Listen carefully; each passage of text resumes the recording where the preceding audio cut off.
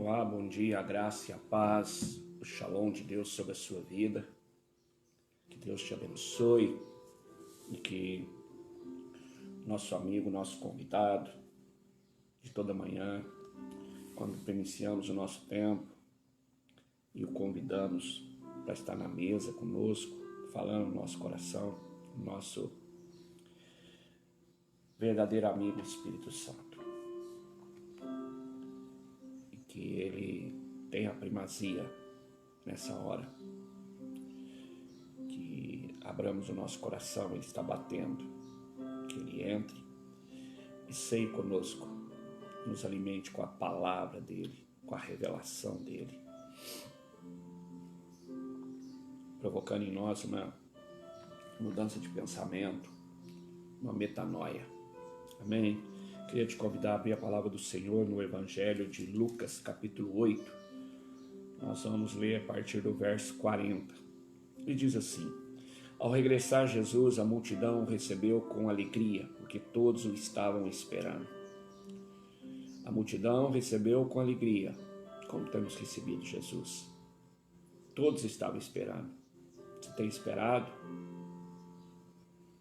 Eis que veio um homem chamado Jairo, que era chefe da sinagoga, e prostrando-se aos pés de Jesus, lhe suplicou que chegasse até a sua casa, pois tinha uma filha única, de uns 12 anos, que estava à morte.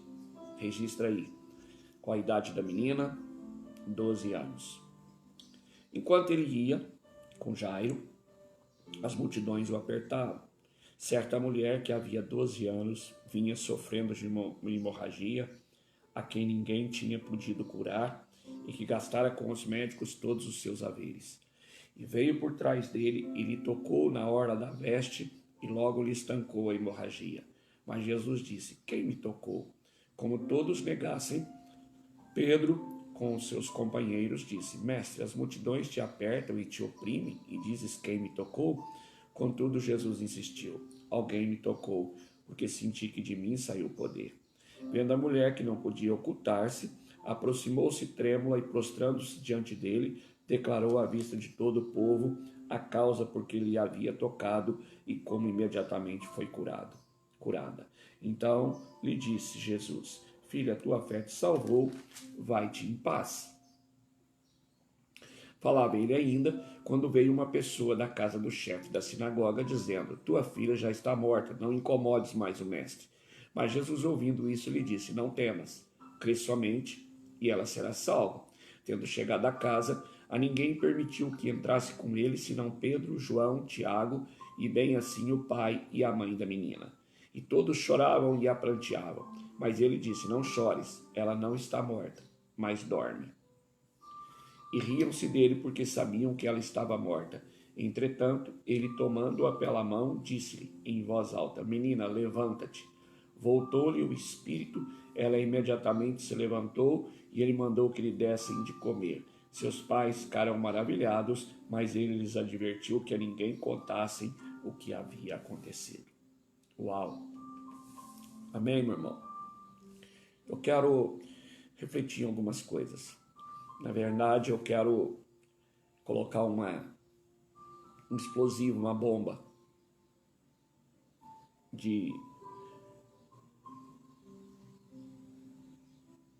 dessa propósito de Deus. É o dunamis dele dentro do seu coração, para fazer uma revolução. Todas as vezes que a Bíblia fala de mulher, há uma figura da igreja, né? Mulher da dracma perdida, está falando da igreja, o que se perdeu às vezes dentro da igreja. Então tem um paralelo com isso. E Deus, ele é um Deus geracional. Desde a aparição dele para Moisés em Êxodo 3, ele diz: Eu sou o Deus de Abraão, de Isaac e de Jacó. Deus, ele é geracional. E aqui, aparentemente, às vezes nós vemos duas histórias, né? o pedido de Jairo, e depois ele é interrompido ali, e tem a cura da mulher enferma, do fluxo de sangue, e depois ele retorna, ele consegue chegar na casa de Jairo. Mas a história é uma só. E pensa comigo, quantos anos tinha a menina? 12. Quantos anos a mulher sofria do fluxo de sangue? 12. Então, nós precisamos entender o que está acontecendo aqui, né? E nós vemos uma questão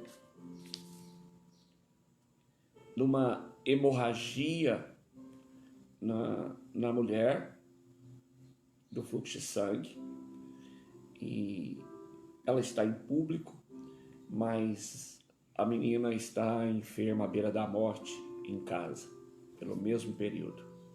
Quando começou a hemorragia dessa mulher, a menina começou a ficar doente. E à medida que a hemorragia foi aumentando aqui, a menina foi ficando cada vez mais doente, mais fraca, à beira da morte, né? E quando nós observamos tudo isso, nós vemos que a mulher do fluxo de sangue, ela estava doente porque ela estava sem a palavra. Quando ela tocou na palavra, o verbo em Jesus, a hemorragia cessou. E quando a hemorragia cessou da mulher de fluxo de sangue, a menina dentro de casa foi curada. Você entende como que Deus é geracional? Então, os filhos estão doentes por causa da hemorragia dos seus pais. Por isso que Malaquias 4,6 diz que converteria o coração dos pais aos filhos. De quem primeiro? Dos pais aos filhos e dos filhos aos pais. Porque primeiro precisa curar os pais. Valores, caráter, comunicação. Porque pais é para proteger, dar limites e destino. Quando nós falhamos nisso, nós começamos a definhar, começamos a ficar frágeis, fracos, e a outra geração, a que está dentro de casa, os filhos, adoecem. E se nós não curarmos a geração dos pais, os filhos vão definhando. Então, os pais precisam entender que sozinhos eles não vão conseguir edificar, que é vão o nosso trabalho. Se o Senhor não edificar, é vão o trabalho, né? E nós vemos que Jesus, quando ele entra na casa de Jairo para ressuscitar, para curar a menina, né? Que a notícia chegou que ela já estava morta. Depois do encontro com a mulher do fluxo de sangue, quem entrou com ele no quarto, ele só permitiu que fosse Pedro, Tiago e João. Por quê? Pedro é a revelação, tu és o Cristo. Tiago fala que a fé sem obras é morta. João, o apóstolo do amor. Então, a nossa geração, a geração dos pais, ela precisa de revelação, ela precisa de obras e ela precisa do amor para estancar a hemorragia, né? Mas aqui tem mais um problema. O que tem impedido que a geração dos pais toque na palavra? A multidão dificultava a chegada daquela mulher do fluxo de sangue até Jesus para tocar na palavra. E que multidão é essa? A multidão do excesso de trabalho, a multidão do excesso de preocupação, a multidão dos costumes e dos hábitos dessa terra,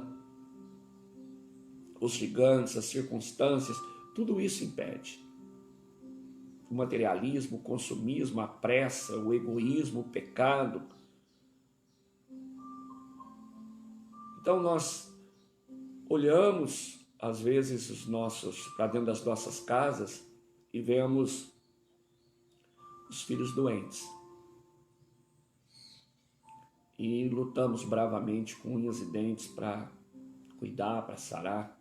Mas o nosso trabalho sem Jesus é vão. Eu preciso da palavra. Eu preciso tocar em Jesus. Eu preciso que Jesus estanque primeiro a hemorragia, que saia a virtude dele sobre os pais, para que a outra geração seja curada. E deixa eu te falar mais. A mulher, aonde que ela foi curada? Na rua, em público. Ela se expôs, ela enfrentou a multidão. E a geração dos filhos é curada dentro de casa. Então pega essa revelação. Os nossos filhos são curados dentro de casa. Ele não é curado numa clínica de psicologia, ele não é curado tomando remédio, ele não é curado num algo ocupacional, ele não é curado com diploma de uma faculdade, ele não é curado com nada disso. Ele é curado dentro de casa, ao redor da mesa, na mesa com os pais. E os pais só podem curar se forem curados. E os pais são curados se comer da palavra, se tocar na palavra. O que estancou a hemorragia da mulher do fluxo de sangue foi tocar na palavra. Porque ela dizia, se eu apenas lhe tocar na hora do vestido, eu serei curada. Ela sabia e ela enfrentou a multidão. Ela enfrentou a vergonha. Ela se expôs porque ela sabia o que poderia curá-la. E por que tocar na hora do vestido, né? Que era a roupa que eles usavam naquele tempo? Porque lá na bainha era costume os sacerdotes, eles escreviam versículos, porções da palavra e costurava na bainha do vestido. Então ela dizia, se eu tocar na hora do vestido, se eu tocar na palavra, eu serei curado. Então, o nosso trabalho, pais, é em vão na nossa força, na nossa capacidade, no nosso costume, na nossa cultura, com os nossos recursos, não é suficiente. Eu continuo sangrando, eu continuo tendo hemorragia e os filhos estão adoecendo, a geração. E Deus é geracional, Deus de Abraão, de Isaac e de Jacó. Os filhos são herança do Senhor. Semente bendita dele. Então, nós só seremos curados. Não adianta, eu sei que os pais fazem de tudo para verem os filhos bem guardados, protegidos. Temos um lema, um slogan, queremos dar para os nossos filhos tudo que nós não tivemos, mas é vão, se não for em Jesus. Se ele primeiro não for primeiro na minha vida, é pessoal, ele ser primeiro na vida dos pais. E aí nós somos então curados, a nossa hemorragia é estancada e o milagre vai acontecer lá dentro da nossa casa, na vida dos nossos filhos. Porque recebemos uma nova mentalidade, uma nova cultura, uma nova maneira de discipliná-los, de amá-los, de dar direcionamento para a vida deles, de orar por eles, de colocar a mão na cabeça deles, de profetizar, de ser sacerdote na vida deles, de ser governo na vida deles, em Jesus Cristo. O que estanca a hemorragia, irmão, é a palavra. 12 anos aquela mulher sofreu, perdendo sangue. Gastou tudo que tinha com os médicos, dando jeito. E às vezes nós, com tantos problemas que nós temos, geracional, né? Esse relacionamento hoje, tão fragilizado, pais e filhos, sangrando, os pais morrendo, fracos, por causa de não sabem o que fazer, e os filhos adoecendo dentro de casa. Sabe o que que cura? A palavra. Mas quem tem que procurar? Os pais. Tem que enfrentar a multidão da falta de tempo, a multidão da preocupação, a multidão, o que vão pensar de mim se eu me expor para tocar na palavra, para dizer que eu creio, que só Ele pode fazer, só Ele pode resolver a minha vida, que eu agora sou um cristão, eu sou crente em Cristo Jesus.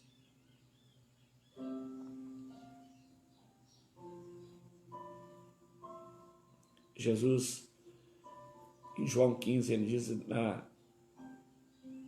na videira verdadeira, ele diz que sem Ele nada podemos fazer. Para sermos pais de propósito, que dá destino para os nossos filhos, nós precisamos estar enxertados na videira verdadeira, para podermos fazer isso, essa transição, para que a nossa hemorragia seja curada.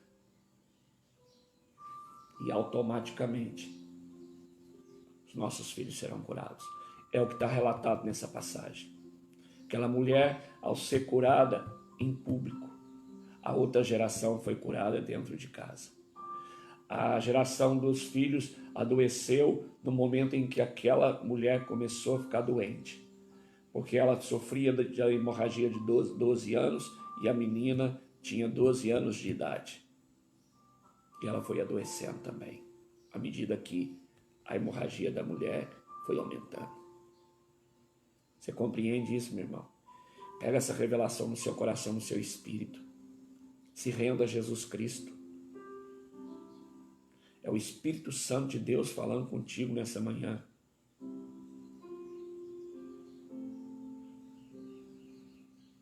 Seremos pais que vão tocar na vida dos nossos filhos com o coração convertido, e então o deles se converterá a nós. Nós precisamos de revelação, de obras e de amor. Pedro, Tiago e João. Amém? Deus te abençoe, que Deus tenha nessa manhã feito uma revolução na sua mente, no seu coração. Amém? Vamos orar? Espírito Santo, Tu és aquele que convence o homem, porque Tu trabalha de dentro para fora. Essa palavra é sua. Pôs-te inspiração para todos aqueles que as escreveram. As entrelinhas, o oculto, a revelação, atrás de cada palavra, de cada vírgula, de cada versículo, Tu conheces. Falaste nessa manhã, mas continua falando, queimando, revelando tudo isso dentro do coração de cada um de nós. Queremos ser curados da hemorragia tão latente nesse século, que é o distanciamento das gerações, os pais perdendo seus filhos, essa frieza espiritual, esse enfraquecimento desse elo tão importante, tão fundamental de propósito do Senhor. O Senhor é esse Deus geracional. E nós, às vezes, buscamos com tanto afinco essa restauração, mas não conseguimos, porque isso é obra do Senhor. O Senhor converterá o coração dos pais aos filhos e dos filhos aos pais. Que nós, os pais, possamos nos expor publicamente hoje dizendo: Jesus, Espírito Santo, entra na minha vida, entra na minha casa, cura a nossa hemorragia, estanca, para que a outra geração receba vida. e o elo se estabeleça. É o que nós oramos nessa manhã. É o que te pedimos, Espírito Santo. Em nome de Jesus. Amém, meu irmão. Deus te abençoe. Um beijo no teu coração. E logo mais às 19 horas, hoje nós temos o 6º dia dentro dos 7 dias de primícias, que é Restaurando Princípios. Hoje nós vamos falar de livramento, como enfrentar tempestades e vencer o naufrágio. Às 19 horas, palavra poderosa, através da pastora Raquel. Vai estar conosco aqui os nossos irmãos, o Adriana e a Liliane, do louvor. E abra o seu coração, se prepare, se organize, né? Tenha expectativa para esse momento, para esse encontro. Amém? E amanhã, às 7 horas da manhã, nós estamos aqui de novo com o Bom Dia Espírito Santo, se o Senhor nos permitir. Um beijo no teu coração e que o shalom de Deus possa ser como um orvalho o tempo todo respingando sobre a sua vida, a sua caminhada. Amém? Um beijão.